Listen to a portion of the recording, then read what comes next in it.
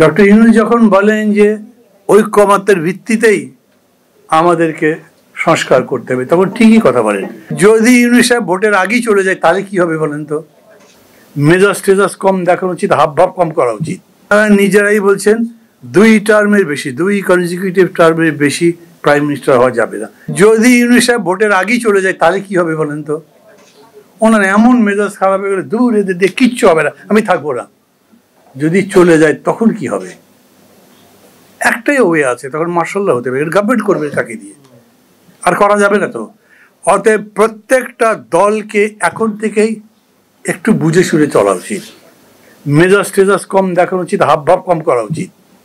আপনি যেই হন, যত বড় হন, আপনাকে জনগণের ইচ্ছার কাছে নতি স্বীকার করতে হবে। এটা জোরে করে বলতে হবে আমাদেরকে, এবং শক্তি নিয়ে, সাহস নিয়ে বলতে হবে। আপনি যত বড় হন, আপনি জনগণের ইচ্ছার বাইরে যেতে পারবেন না। আর মানুষকে বলেন আপনি যে ভালো কোনো কিছু চান কখন পাবেন? খালি সংস্কার সংস্কার বললে তো পাবেন না। আপনি পাবেন আজকে যে সংস্কার হচ্ছে সেই সংস্কার। এর পরে কোনো পার্টি যদি 2/3 পেয়ে যায়, অথবা কোনো পার্টি যদি একটা বন্ধু জুটিয়ে দিতে পারে, সেটা নিয়ে 2/3 হয়ে যায়, তো সবই বাতিল করে দেবে। ধরেন আগেই সংস্কার হলো, তারপর তো বাতিল করে দিতে পারে। তার মানে কোন গভর্নমেন্ট যাচ্ছে ক্ষমতায়, কোন পার্টি ক্ষমতায় যাচ্ছে, এইটা আপনার জন্য ভাইটাল। জনগণকে বলতে হবে তুমি সেই লোককে ভোট দাও। খালি ভদ্রলোক, ভালো মানুষ, সত্যি কথা বলছে, এগুলো নয়। যিনি কমিট করছেন এই বিষয়গুলোতে, যে দলের উপরে আপনি নির্ভর করতে পারেন, বিশ্বাস করতে পারেন, তাকে ভোট দিতে হবে। রাজনৈতিক দলগুলো যদি নিজেরা না বদলায়, কোনো লক্ষণ দেখছেন যে দলগুলো বদলাচ্ছে? আমি তো দেখি না। যে যত ভালো ভাষায় ভালোভাবে কথা বলে না কেন, মুখে শেখ ফরিদ বগলেই রাতে। সেরকম যদি কোনো কিছু হয়, তাহলে আমাকে নিশ্চিতভাবে বলতে হবে ওই গুণের দিকে যান। এই গভর্নমেন্ট কি করবে এখন? সংস্কার করবে। আপনি ইলেকশনের মানে নির্বাচন, এই কি বলে, কাঠামোগত ব্যবস্থা বলেন, কিংবা সংবিধানের সংস্কারের কথা বলেন, বা 15টা যে কমিশন করা হয়েছে প্রত্যেকটার কথা বলেন, কোনো কমিশনেরই কোনো রাইট নাই সংসদে ছাড়া সেগুলো পাশ করতে পারবে না।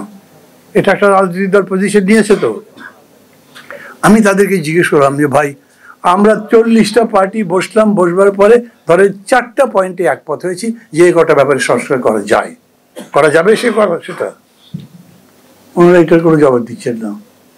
মানে এই জবাব দিলে তো মানতে হয় যে সবই পার্লামেন্টের মধ্যে যেতে হবে, এমন কোনো কথা নেই। ওনারা নিজেরাই বলছেন 2 টার্মের বেশি, 2 কনজিকিউটিভ টার্মের বেশি প্রাইম মিনিস্টার হওয়া যাবে না। তো এটা আমি আইন বানিয়ে দিতে পারি না। আইনটা কিরকম করবো? এলএফোর মতো অ্যাগ্রি দ্যাট নেক্সট পার্লামেন্টে যাবার পরে এইটা আইনে পরিণত হবে অটোমেটিক্যালি, বিকজ আমরা সবাই এগ্রি করেছি। এর উদাহরণ আছে না? শাহাবুদ্দিন সাহেবকে আমরা কি করেছিলাম? প্রধান বিচারপতি থেকে রাষ্ট্রপতি বানিয়ে দিয়েছিলাম, রাষ্ট্রপতি থেকে আবার প্রধান বিচারপতি বানিয়ে দিয়েছিলাম, বিকজ ন্যাশনাল কনসেনসাস ছিল। এখন আমরাও বলছি জাতীয় ঐক্যমত যদি হয় তাহলে সবই করতে পারি। কনস্টিটিউশন তো কেবল একটা রিটেন দলিল না, constitution the will of the people. এখন জনগণ যদি একমত হয়ে বললো যে এই আমাদের ইচ্ছা, তাহলে সেইটা বাস্তবায়ন করব। সেটার পথে কনস্টিটিউশন বা কোনো বিধান, আইন বাধা হতে পারে না। কিন্তু আমরা তা বলছি না।